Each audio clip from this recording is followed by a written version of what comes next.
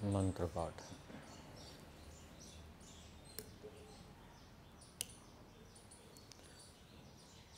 ओम सहना भवतु सहनौ भुनक्तु सह वीर्यं करवावहै तेजस्विनावधीतमस्तु मा विद्विषावहै। ओम शांति शांति शांति।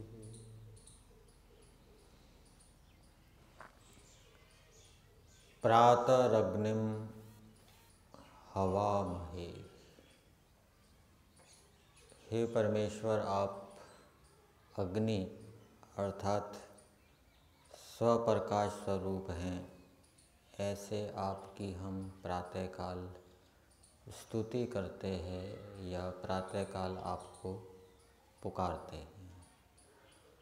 हम भी आपके समान स्वप्रकाश हो जाएं, अर्थात हमें दूसरों का मार्गदर्शन प्राप्त ना करना पड़े।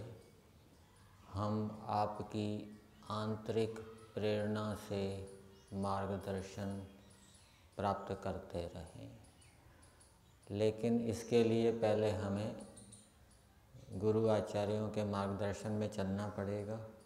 और जब हमारी इतनी योग्यता हो जाएगी कि ईश्वर हमारा मार्गदर्शन करे, ईश्वर हमें प्रेरणा देने लगे, तो फिर हमें दूसरों के मार्गदर्शन की आवश्यकता नहीं रहेगी। तो उस स्थिति को हम प्राप्त कर लें। आपकी प्रेरणा से हम प्रेरित होकर इस मार्ग पर चलते रहें, समस्याओं का समाधान करते रहें। प्रातः इंद्रम हवामहे। हे परमेश्वर, आप परम ऐश्वर्य युक्त हैं। आपके पास सबसे अधिक आधिपत्य है। आप सारी सृष्टि का आधिपत्य रखते हैं। हमें भी आप परम ऐश्वर्य दीजिए। और परम ऐश्वर्य का दूसरा अर्थ किया था कि आप दिव्य दिव्य गुण कर्म स्वभावों से युक्त हैं।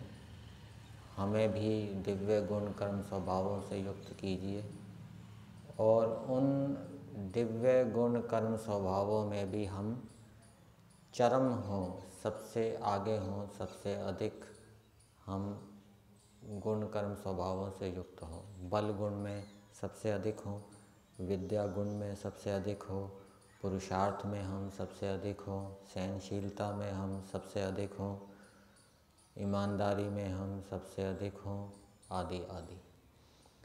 तो ये ईश्वर से प्रार्थना की है कि आप हमें इस ऐश्वर्य को दीजिए।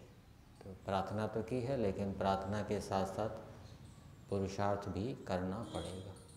यहाँ तक हो गया था। फिर आगे है प्रातर मित्रा वरुणा। मित्रा वरुणा का अर्थ किया है प्राण उदान के समान प्रिय। जैसे मनुष्य को अपना जीवन प्रिय होता है, कोई उसको मारने के लिए आए तो वो अपने जीवन को बचाना चाहता है कि आप मेरी सब धन संपत्ति ले जाओ, लेकिन मेरे को छोड़ दो, मेरे को नहीं मारो। इसी प्रकार से ईश्वर भी प्रिय हो जाता है, ईश्वर की आज्ञाएं भी प्रिय हो जाती है, ईश्वर के गुण कर्म भी प्रिय हो जाते हैं कि मैं विद्या नहीं छोड़ूंगा। वहाँ कोई कहे कि आप वहाँ चलो, आपको बहुत धन संपत्ति मिलेगी, लेकिन विद्या की रक्षा नहीं कर पाएंगे आप वहाँ पे। धन संपत्ति तो मिल जाएगी, लेकिन आपकी विद्या चली जाएगी। तो जिसको विद्या प्रिय होगी वो कहेगा कि मेरे को धन संपत्ति मिले ना मिले, लेकिन मैं विद्या को नहीं छोड़ूंगा।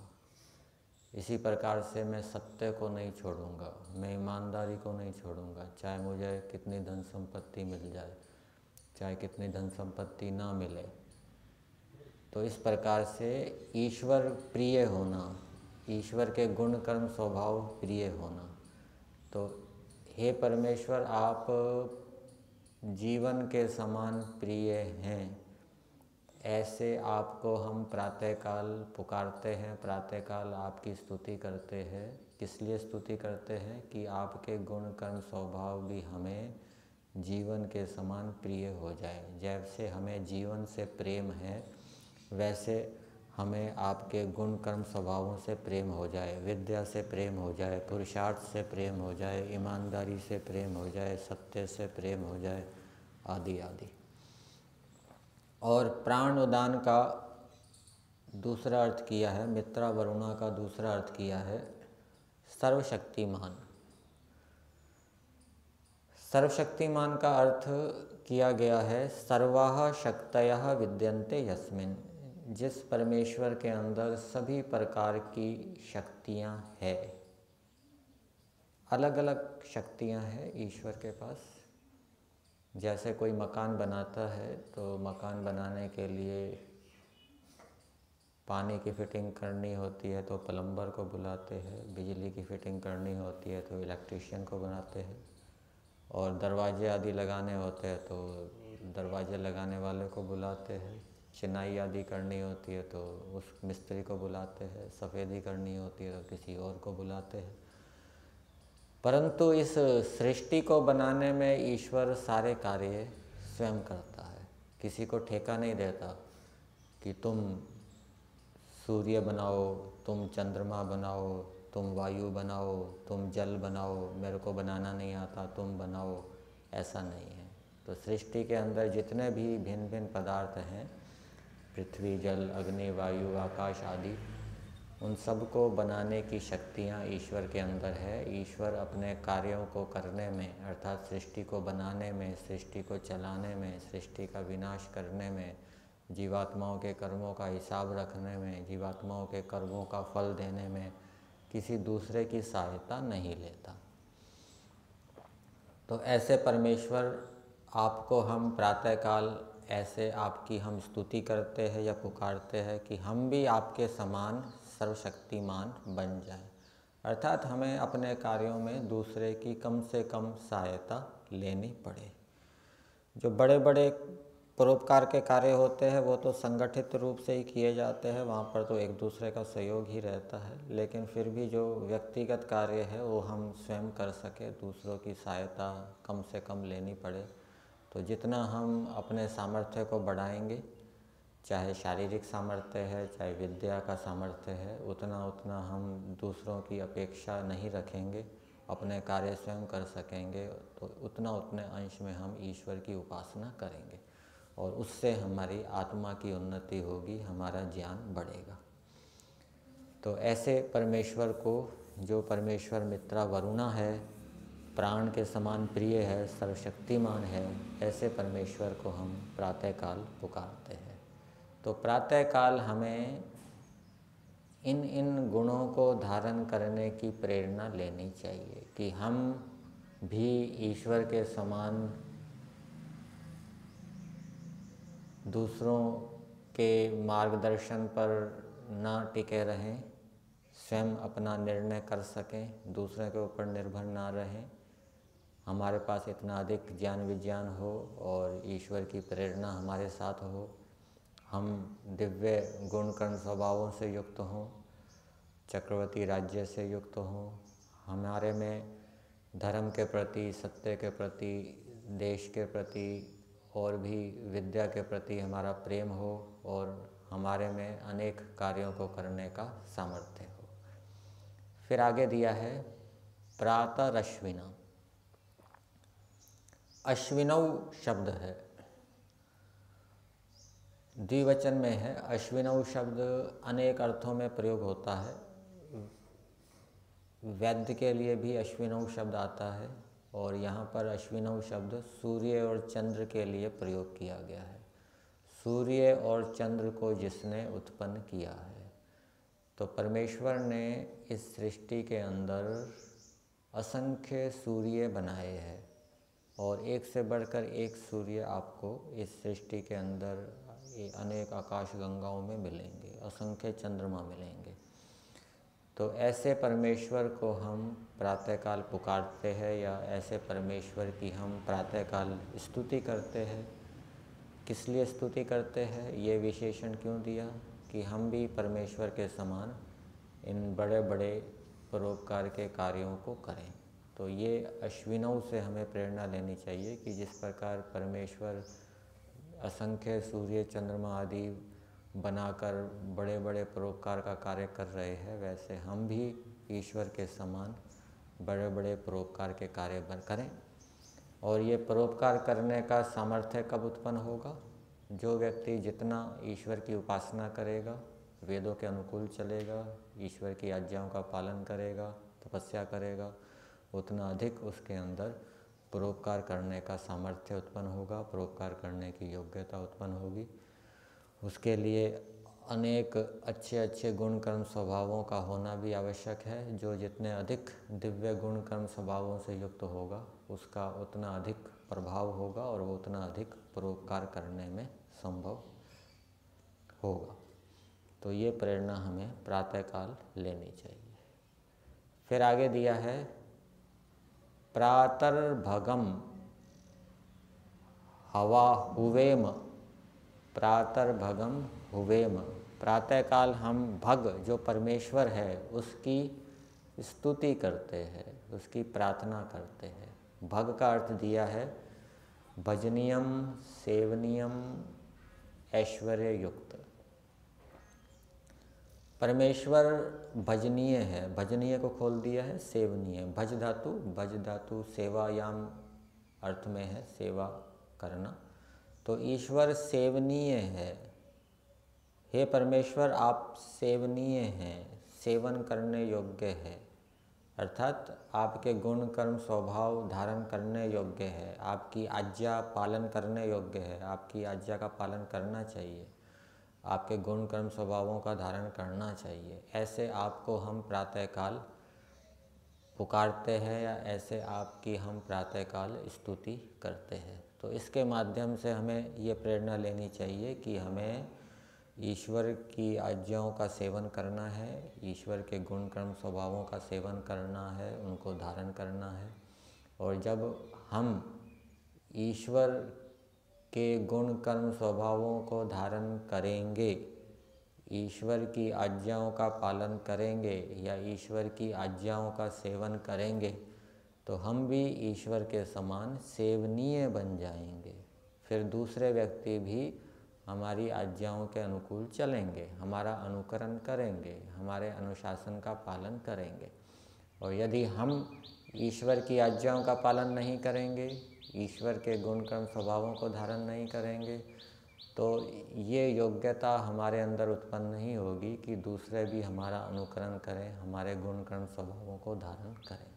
तो प्रातःकाल की वेला में हमें ये प्रेरणा परमेश्वर से प्राप्त करनी चाहिए। फिर आगे दिया है पूषणम। परमेश्वर पुष्टि करता है। पूषणम का अर्थ दिया है पुष्टि करता। पुष्टि शरीर की भी होती है, मन आत्मा और बुद्धि की पुष्टि भी बताई जाती है। शरीर की पुष्टि है शरीर का बल से युक्त होना, भरा हुआ होना। मन की पुष्टि है मन का शुद्ध होना, पवित्र होना। बुद्धि की पुष्टि है बुद्धि भी निर्मल होना, शुद्ध होना, ठीक निर्णय लेने वाली होना। आत्मा की पुष्टि ये है कि आत्मा पवित्र हो। तो परमेश्वर पुष्टि करता है, पुष्टि को करने वाला है। शरीर मन आत्मा बुद्धि की पुष्टि को करने वाला है। हे परमेश्वर, ऐसे आपको हम प्रातःकाल आपकी स्तुति करते हैं, हम आपको पुकारते हैं, जिससे कि हम भी आपकी पुष्टि से लाभान्वित हों। जब हम ईश्वर के अनुकूल चलेंगे, ईश्वर की आज्ञाओं का पालन करेंगे, अपने कर्तव्यों का धर्मों का पालन करेंगे, ईश्वर के गुण कर्म स्वभावों का धारण करेंगे, ईश्वर की उपासना करेंगे, ईश्वर को उपास्य इष्ट देव मानेंगे, तो ईश्वर हमारी पुष्टि करेंगे, और यदि ऐसा नहीं करेंगे तो ईश्वर से जो हमें पुष्टि का लाभ होने वाला है वो पुष्टि हमारी नहीं होगी, हमारी शरीर आत्मा मन बुद्धि पुष्ट नहीं होगी। फिर जब हम ईश्वर की कृपा से, उसकी आज्ञा पालन करने से पुष्टि युक्त हो जाएंगे, तो फिर हमारे अंदर भी ये सामर्थ्य हो जाएगा कि हम दूसरे की भी पुष्टि कर सकेंगे, दूसरे के शरीरों को भी, मन आत्मा को भी पुष्ट करने का सामर्थ्य हमारे अंदर उत्पन्न हो जाएगा। फिर आगे दिया है ब्रह्मणस्पतिम, प्रातः ब्रह्मणस्पतिम हुवेम। हे परमेश्वर, आप ब्रह्मणस्पति हैं, ऐसे आपकी हम प्रातःकाल स्तुति करते हैं। ब्रह्मणस्पति का अर्थ दिया है, एक तो